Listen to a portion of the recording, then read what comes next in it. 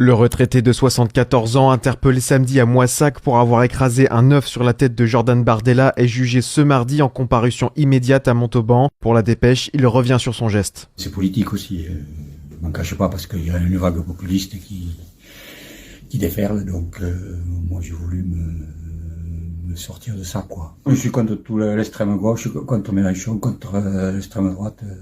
C'est vrai que bon, j'en parlais avec des copains qu'il fallait manifester contre ce mouvement-là,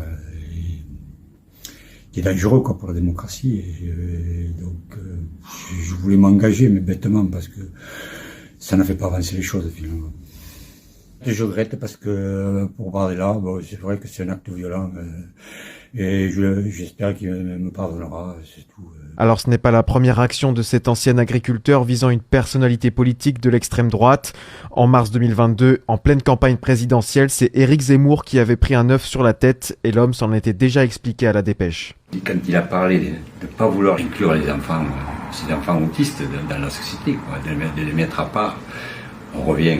Pourquoi le président vénézuélien danse alors que c'est tendu pour son pays ? Notoire, yes peace, non à la guerre, oui à la paix, c'est sur un remix de ses propres discours qu'il danse. Lui, c'est Nicolás Maduro, président du Venezuela. Et ce lundi 1er décembre, sur scène dans la capitale Caracas, il s'est mis à danser en plein milieu de la crise traversée par son pays, une manière de dire qu'il n'a pas peur. Mais qu'est-ce qui se passe là-bas ? Le Venezuela, c'est 28 millions d'habitants, au nord de l'Amérique du Sud. Le pays est traversé par une crise économique, mais ce sont les tensions avec les US qui font parler. Depuis plusieurs mois, Donald Trump accuse le Venezuela d'aider au trafic de drogue qui arrive aux États-Unis. Le gouvernement vénézuélien dit que c'est faux et affirme que les US veulent faire tomber Maduro pour prendre le contrôle du pétrole du pays. Ce qu'il faut dire, c'est que les réserves pétrolières du Venezuela comptent parmi les plus importantes au monde. Face à ça, le président vénézuélien ne compte rien lâcher. Parce que nous sommes nés pour gagner et non pour être vaincus. Et nous gagnerons, et nous gagnerons. Début septembre, dans sa lutte affichée contre le narcotrafic, Donald Trump a autorisé une vingtaine de frappes sur ce qu'il présente comme des bateaux de narcotrafic vénézuéliens. Plus de 80 personnes ont été tuées dans ces attaques et même aux US, ces frappes font polémique. Les politiques américains se demandent si c'est légal de faire ça. Imaginez qu'il y ait une maison à côté de chez vous qui vend de la drogue. Vous êtes en colère.